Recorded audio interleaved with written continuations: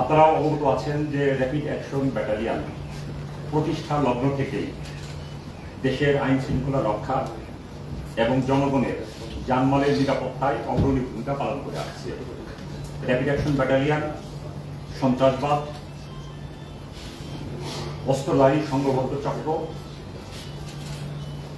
মাদক চোরাচালান এবং অন্যান্য সংঘবদ্ধ অপরাধ দমনে গুরুত্বপূর্ণ অভিযান পরিচালনা করছে এবং এর মাধ্যমে জনগণের আস্থা অর্জন করছে।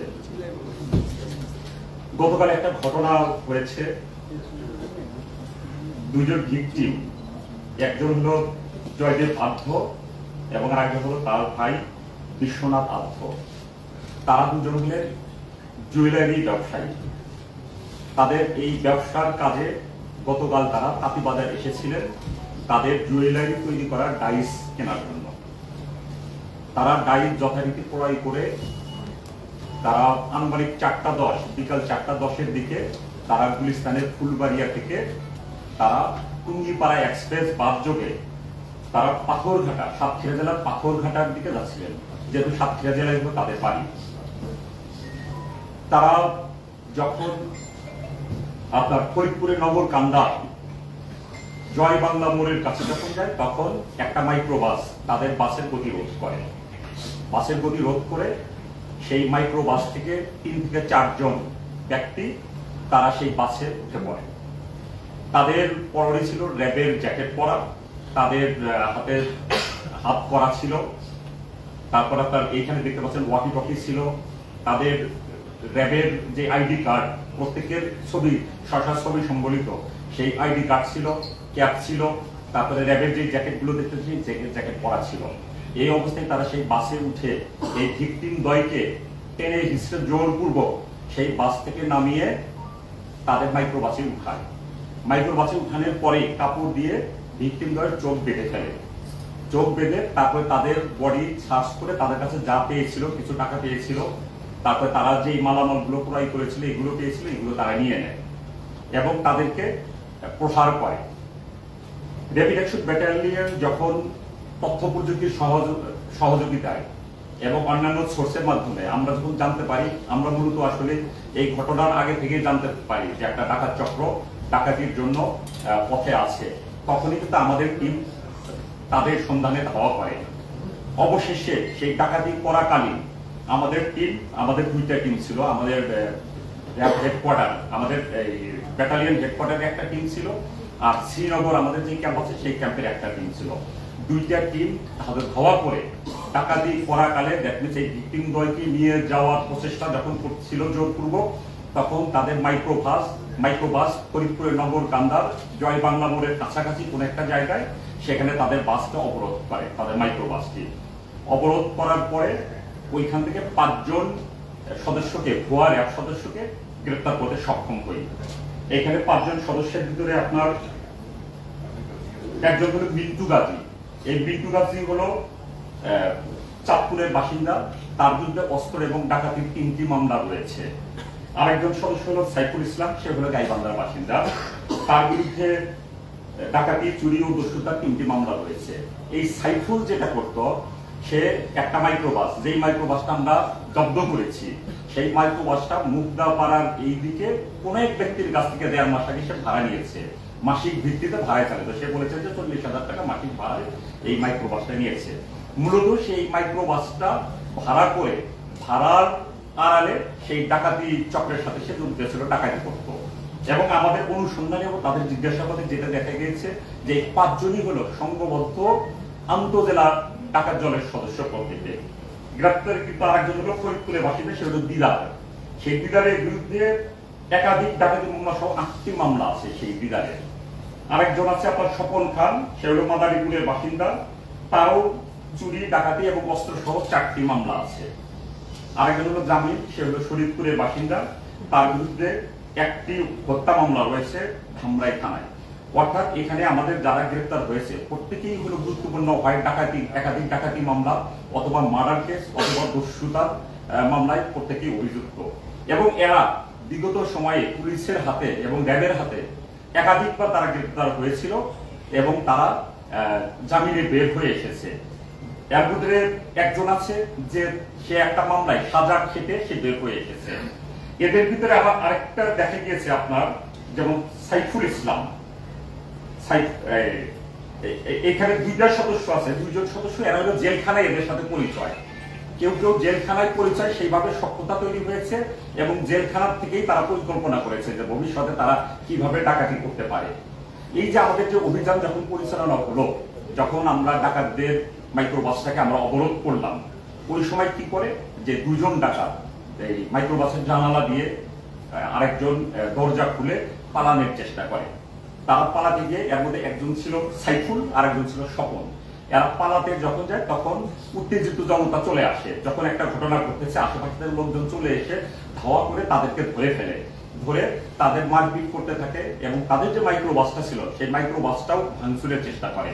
এই উত্তেজিত জনতার হাত থেকে র্যাপিড অ্যাকশন ব্যাটালিয়নের আমাদের উপস্থিত যে টিম ছিল এই ডাকাত দলকে মুক্ত করে জনতার রোশানল থেকে।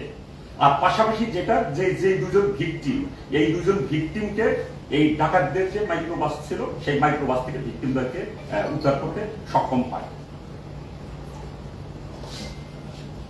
এই যে এই ঘটনা আপনারা জানেন যে ইতিপূর্বেও এই র্যাবের কোটি করে র্যাব পরিচয়ে ডাকাতি করেছে বিভিন্ন বাসের বিভিন্ন পরিবহনে।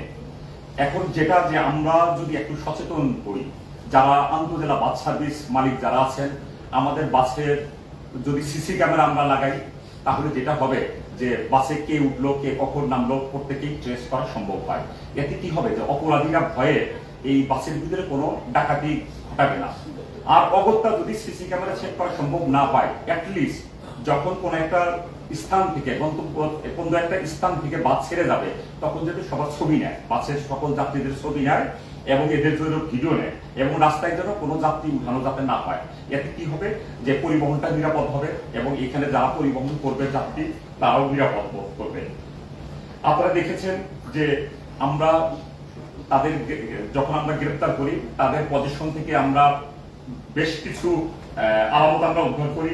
একটা মাইক্রোবাস আমরা উদ্ধার করি, আপনাদের দুইটা ওয়াকি টকি সেট, এই দুইটা সেট একদম কার্যকর। গত রাতে আমরা টেস্ট করেছি, এটা 4 থেকে 5 কিলোমিটার দূর পর্যন্ত যোগাযোগ করা যায় এই ওয়াকি টকি সেটের মাধ্যমে। তারা যারা ডাকাত তারা এই ওয়াকি টকি সেটের মাধ্যমে নিজেদের মাধ্যমে যোগাযোগ করতো এটা, এবং ভয় দেখানোর জন্য, মানে তাদের সত্যিকার র্যাব সদস্য এটা ফিল করানোর জন্য তারা ওয়াকি টকি সেট ব্যবহার করতো এবং এই সরঞ্জামাটিতে আপনার কাছে পিস্তল সদৃশ যে বস্তুটা আছে এগুলো তারা ব্যবহার করতো এবং জনগণকে, এবং তাদের ভিতরে যে যোগাযোগ গুলো হতো, ভিকটিমকে যখন চোখ বেঁধে নিজেরা যোগাযোগ করতো তাদের কমিউনিকেশন গুলো এমন ছিল যে তাদের বোঝানোর চেষ্টা করতো যে আমরা আসলে সত্যিকারের র্যাব সদস্য। কাজেই জনগণকে সতর্ক থাকার জন্য আমি আহ্বান করছি যে র্যাব পরিচয় যখন কোনোখানে যখন অভিযান করবে তখন আপনারা অবশ্যই তাদের পরিচয় আপনারা যাচাই করবেন, তাদের আইডি কার্ড সঠিক কিনা। এইখানে যে আইডি কার্ড আছে এই আইডি কার্ড গুলো আপনারা দেখলেই বুঝতে পারবেন যে এগুলো হলো ফেক আইডি কার্ড। আপনারা দেখবেন যে প্রত্যেক আইডি কার্ডের র্যাঙ্ক লেখা আছে কনস্টেবল, কিন্তু তাদের র্যাঙ্ক ব্যাচ আছে দেখবেন যে মেজর র্যাঙ্ক বা বড় বড় অফিসারদের র্যাঙ্ক করা আছে। দেখবেন ওরা শুধুমাত্র মাথাটা কেটে ছবিটা লাগিয়েছে। এটা আপনারা যারা শিক্ষিত শ্রেণী আছেন একটু চিন্তা করলে বুঝতে পারবেন যে এখানে যে আইডিটা শো করতেছে এটা আসলে ভুয়া র্যাব সদস্যের আইডি। এই বিষয়ে আরো অনেক তদন্ত চলছে। আমরা র্যাব যেহেতু ছায়া তদন্ত করি, এই চক্রের সাথে আরো কেউ জড়িত আছে কিনা সেই বিষয়ে আমরা অনুসন্ধান করতেছি এবং তাদেরকে গ্রেপ্তারের জন্য আমরা প্রচেষ্টা চালাচ্ছি এবং আমরা আশা করি যে এই চক্রের আরো যারা সদস্য জড়িত আছে তাদেরকে গ্রেপ্তারে আমরা সক্ষম হব। সকলে ধন্যবাদ। আমরা দেখি যে আপনারা এরকম অনেকেই অনেক ডাকাত চক্রকে, আন্তঃজেলা ডাকাত চক্র গ্রেফতার করেন, কিন্তু আইনের ফাঁকফোকর থেকে তারা বের হয়ে যায়। এর মানে কি? আপনারা কি আসলে মামলা খুব দুর্বল ভাবে করেন না কিভাবে তারা বের হয় আসলে? কারণ এক একজনকে অপরাধী যেই ফিরিস্তি আপনি তুলে ধরলেন সবারই পেছনে হত্যা মামলা আছে অথবা হলে যে ডাকাতির মামলা আছে অথবা চুরি মামলা আছে, কিন্তু তারা আবার বের হয়ে একই কাজ করছে। পেছনের কারণ কি বলে আপনি মনে করেন? আপনারা আসলে এটা একটা চমৎকার একটা প্রশ্ন করেছেন। এখানে মামলা যেটা হয়, মামলা ধারা অবশ্যই দুর্বল না। যারা ডাকাতি করে এখানে কিন্তু ডাকাতির মামলাই থাকে, ডাকাতির ধারাই থাকে। এর ভিতরে কেউ কেউ হত্যা মামলা আছে, এখানে হত্যা দেখবেন যে 302 ধারা আছে, 395 আছে, তারপরে 397 আছে, সকল স্ট্রং ধারাই কিন্তু আছে। এখন আদালত থেকে তারা জামিন পেয়ে যায় সেটা তো আসলে আদালতের বিষয়। আপনার জব্দকৃতের মধ্যে যে রিভলভার এটা কি অরিজিনাল নকল? কোনটা? পিস্তলটা? না, পিস্তলটা অরিজিনাল না। এটা হলো আপনার পিস্তল সদৃশ, এটা সম্ভবত একটা গ্যাস লাইট আর কি, পিস্তলের মতোই দেখতে। স্বর্ণালঙ্কার জব্দ করেন না, এখানে আমার মনে হয় যে ডাকাতরা তাদের যে তারা তো একটা টার্গেট ফিক্সড আপ করে, যারা স্বর্ণ ব্যবসায়ী তাদেরকে ফিক্সড আপ করেছে যে তাঁতি বাজার থেকে নিশ্চয় অনেক স্বর্ণ নিয়ে তারা আসতেছে বা অনেক অলংকার তাদের কাছে থাকবে, কিন্তু আলটিমেটলি তো এই ক্ষেত্রে ভিকটিম নয়, তারা তো কাছে ডাইস কিনতে, তারা অলংকার তৈরি করবে, কাজে তাদের কাছে কিন্তু স্বর্ণালংকার ছিল না, তাদের কাছে ইয়েও ছিল না। ওরা নিজেরাই আসলে তাদের জিজ্ঞাসাবাদ করছে, ওরা নিজেরাই আসলে হয়ে গেছে আর কি, যে এত আশা নিয়ে আমরা তাদেরকে ধরলাম, মানে হতাশ কি বলা যেতে পারে, তারা হতাশ হয়েছে আর কি তাদের জিজ্ঞাসাবাদে, যাদের কাছে এরকম টাকা পয়সা নাই, এত স্বর্ণালংকার নাই, আছে কি স্বর্ণালংকার বা অলংকার তৈরি যে গাছ, সে গাছ আছে তাদের কাছে। ডাকাতির আগে এদের কর্মজীবন কি ছিল? জি, কি করতো এর আগে? ডাকাতির আগে এরা কি করতো আগে? আসলে এরা বিভিন্ন সময় ডাকাত, এই যে কয়েকজন সদস্য নাম বললাম, দিদার কিন্তু অনেক দিন কিন্তু জেল খেটেছে, 3.5 বছর, ওইটাও একটা ডাকাতি মামলা ছিল, সেই মামলায় কিন্তু জেল খেটে 4 মাস আগে বের হয়ে আসছে। আমি বলেছি যে আপনারা এই ডাকাতি করেন তো, এই পেশার সাথে আপনারা আমি যেটা জানতে চাচ্ছি যে ডাকাতির আগে এদের কর্মজীবন মানে কি করতো, কি কর্মজীবন কি ছিল? এরা কি ব্যবসা করতো না গাড়ি ঘোড়া চালাতো? ও, এখানে আসলে এক একজন এক এক, এখানে কেউ কেউ আছে যারা আপনার কি বলে মিশু অটো এইসব চালাতো, এক একজন আসলে এক এক রকমের পেশার সাথে তারা জড়িত ছিল।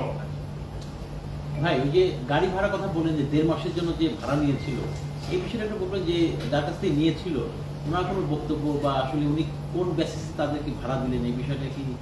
আমরা ভালো প্রশ্ন করেছেন, এটা জাস্ট আমরা গতকাল সারা রাত তাদেরকে জিজ্ঞাসাবাদ করে তথ্য নেওয়ার চেষ্টা করেছি। যার কাছে ভাড়া নিয়েছে আমরা তার নাম ঠিকানা আমরা পেয়েছি, তার কোন গ্যারেজ রাখে সেটাও আমাদের বলেছে। আমরা এখন এই টেস্ট ব্রিফিং এর পরে আমরা ওই ফার্দার যে তথ্য সংগ্রহ করে সেটা আমরা করবো। 1.5 মাসের জন্য নিছিল না? 1.5 মাস যাবত নিয়েছে। আচ্ছা, ভাড়া কত? কত 40,000, সে আমাকে বলেছে 40,000 টাকা মাসে ভাড়া। 1.5 মাস হয়ে গেছে, 1.5 মাস যাবত নিয়েছে, 1.5 মাস হয়ে গেছে।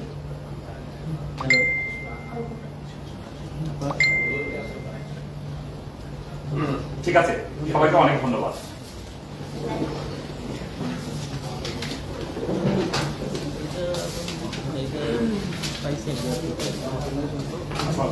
For more updates, follow us on Facebook, subscribe our YouTube channel, get the latest update on www.daily-sun.com.